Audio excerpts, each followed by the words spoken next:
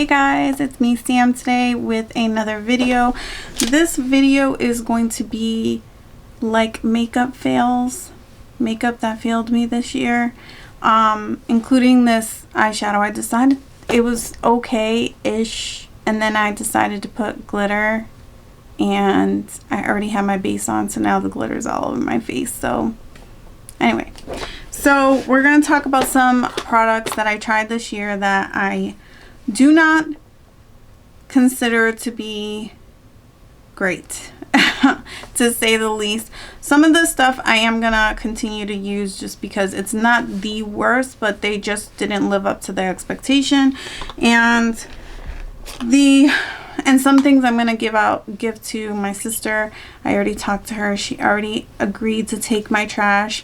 Here we go. So the first thing I want to talk about is this L'Oreal True Match Lumi Bronze It in the shade medium. I can make this color work, but it has legit glitter in there, and I don't need that much glitter, even though I'm wearing glitter on my cheek right now. I know, like, I'm not making any sense. I was just playing with makeup and I look crazy, and so now whatever I say is gonna sound crazy. So yeah, this is the L'Oreal True Match Lumi Bronze It in the shade medium. This is glittery and I do not like it. The same went for this L'Oreal Age Perfect Radiant Satin Blush in the shade Peony.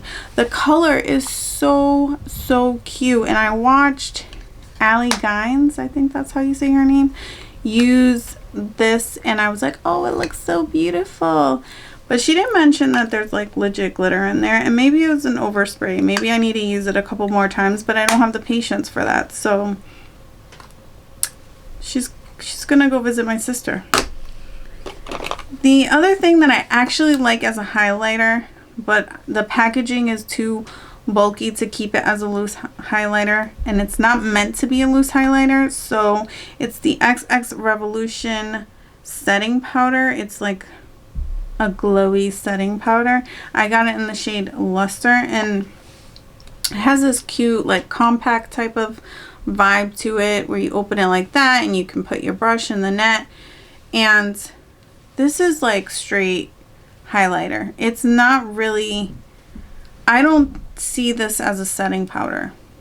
It looks way too shiny on the skin to be a setting powder. So this would be great for like a loose highlight type of situation, but the packaging is so bulky and I don't have the space for this. I thought that it's a fail because it really didn't do what it claimed to do. It's a straight glitter on your face. This here was the Rare Light Cream Luminizer. I'm going to keep this because I spent a lot of money on it. I got it in the shade Anthelin. I don't know how to pronounce. I don't know how to read English. This is what she looks like. It's supposed to be a gold with like a red shift. It's a cream highlight. The compact is cute. The design is cute. It works. I was just super disappointed because you really have to search for that red shift. It doesn't like really stand out. I feel like, yeah, it just didn't do what it promised, and I was sad. The next thing is the Flower Beauty Get Real Serum Foundation. I had such high hopes because I am obsessed with the Light Illusion foundation, and I thought, oh my god, this is going to be great. It's going to be like the next best foundation at the drugstore, but it was more like a balm, like a tinted balm. It doesn't go on very smooth, and it says it has like a natural radiant finish or a natural satin finish or something, some bullshit like that. What does it say? Natural radiant finish. It has like a natural finish when you first put it on, and then it has a greasy finish after like 2.5 hours, unless you set your face, and I don't like to do that, so it's a no-go for me. The next thing was this Maybelline Stay Put brow pencil. Brow sculpting mechanical pencil. The packaging is so cute. It has a spoolie. This does not stay put. It's like a pomade, so it goes on nice and creamy, and then once you start to comb your brows out, it is a mad mess. You look like Eugene Levy's long lost child. So yeah, that's not a look I want to go for. The next thing was this Maura Kiwibe Friends palette. I thought this was really cute. It's an indie brand, and I just thought, I mean, minus these pinks, this story, color story was really, really beautiful. And then I just couldn't get the mattes to work. And I like the shimmers, but I didn't buy it just for the shimmers. And I just had no desire to touch this palette ever again. The shimmers are beautiful. The mattes are like just powder. It's just powdery. And I was really sad because I wanted this, like, look at that green. And then I'm gonna swatch it, watch it, like, it just looks patchy and powdery, and it blends away. You know, it's like I just couldn't get it to work. I couldn't.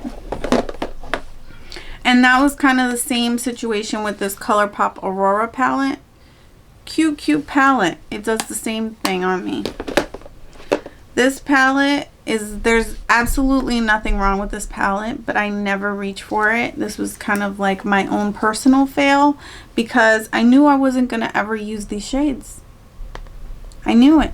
I used it one time and removed it immediately because these are not the colors that I like, and it sat in my drawer and I never touched it again. And that was a personal fail. The BH Cosmetics Trendy in Tokyo. BH Cosmetics by far became my favorite brand this year. I fell in love with the Summer in St. Tropez or something in St. Tropez. I already forgot what the name of it, but I fell in love with that palette, and then I started buying every single BH palette that came out after that. And this was one that I picked up, and it's a beautiful rainbow palette. The mattes in here are beautiful, but I just felt like the shimmers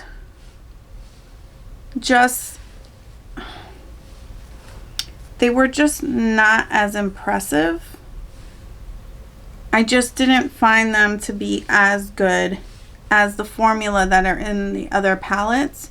And so this was a fail for me, which kind of broke my heart because I really, really love BH Cosmetics. I want them to like come out with this palette again and just reformulate it with the formula that's in the other palettes, because I love this color story, this rainbow scheme here. I just wish it worked. And then last but not least, this is the one that broke my heart the most this year, and my wallet. This is the Pat McGrath Mothership Rose Decadence palette. The packaging is beautiful on this, and the colors are not bad. It's a very neutral, I'm going to take out the little thing with the names. Beautiful neutral palette. It works. There's nothing really terribly wrong with this palette. It's just not $65. If you told me I could get this palette for $30, I would agree. Like when you compare BH Cosmetics to this, it's like 6 shades. It's only 6 shades. If you sold me, and they're not like her special shades, if you sold this to me for maybe 40, I don't even think they were, they're not bad. I can make this work. I can come up with a beautiful looks with this, but I just don't think it was $65 worth. I feel like I was a little bit I was just so disappointed. Now, she did make it up to me with the Celestial palette, but she didn't but it's just, I'm still a little sad about it. I'm just still a little heartbroken. I'm not gonna lie. And yeah, these are the fails for the year. These are the, I'm gonna keep this. I'm gonna keep the Ritual. I don't know what I'm gonna do with this because I mean, the match, my sibling, you know, I'm Puerto Rican, so like everybody in my family is a different shade of brown and some of us are white. So it's not like I can find somebody to give this to that's my exact complexion. I'm gonna pass the, you know, most of this to my sister and see if she's interested in any of it. But yeah, these are the things that really broke my heart in 2020. If you like this video, give it a thumbs up, hit the subscribe button. It'll really mean a lot to me and my channel. And until next time, love you guys. Bye.